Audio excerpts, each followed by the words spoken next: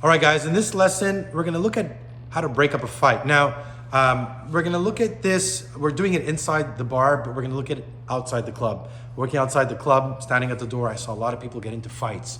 And a lot of people trying to break them up. And a lot of times, the guy trying to break up the fight end up getting sucker punched from either or, ends up being involved in the fight. So the first thing is, if you're gonna break up a fight, make sure you kind of know the whole story before you get involved.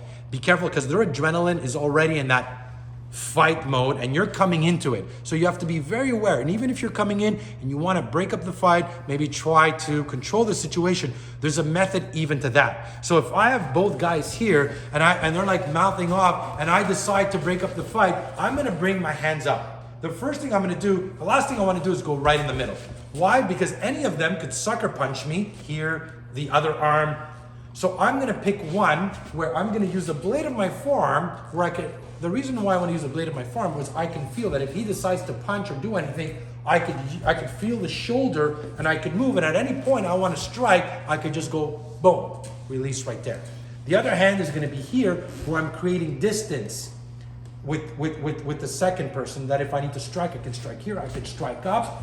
And I'm posting on him that I could even strike over here, but at the same time, gives me enough leverage to be able to do something if I see he's moving in for anything else. Like if he's trying to punch, my hand is here. I want to create a contact so I could at least feel what's happening instead of trying to see what's happening.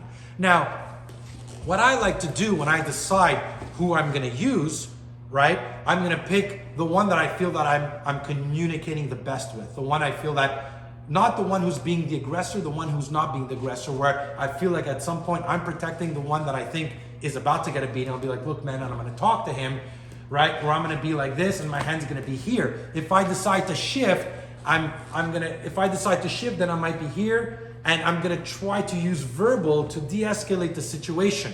But I wanna try to keep a contact on each.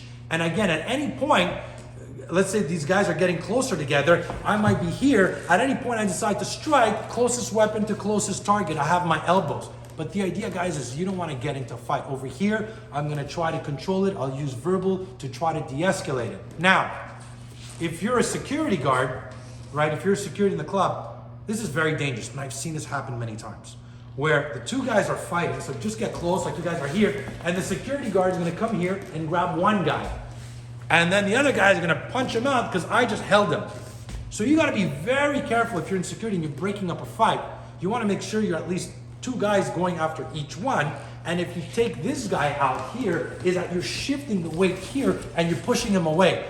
Because again, I've seen this in real life where he grabs him and he just starts taking advantage that I took him out and he's getting punched. Because in reality, and these are things I wanna teach you guys as well in the bar and the club, when there's a fight, security doesn't know who's involved. And they don't really care, right? I mean, Anthony's the owner here at Deja Vu. I think this is a great time to get him in here. You've seen fights and bar fights? Many fights. The security care, there's no sign saying, I'm the good guy, he's the bad guy, right? So you come in on a scene and you have to make split-second decisions. It's just neutralize everyone, figure it out later. Yeah, that's it. And sometimes, to me, it's who's fighting, who's throwing the punches. That's the first guy I'm gonna take out. If I see one guy beating up on another, I'm gonna take out the guy who's beating him up, even though he might have started the fight. So you need to look at all that in terms of fighting inside a club, and when you decide to break up a fight inside or outside, be careful. You don't wanna get involved in a fight that doesn't concern you, because for all you know, this might be two gang members settling a debt. Next thing you know, you get involved and you end up getting shot. Why do I say that story? Because it's happened.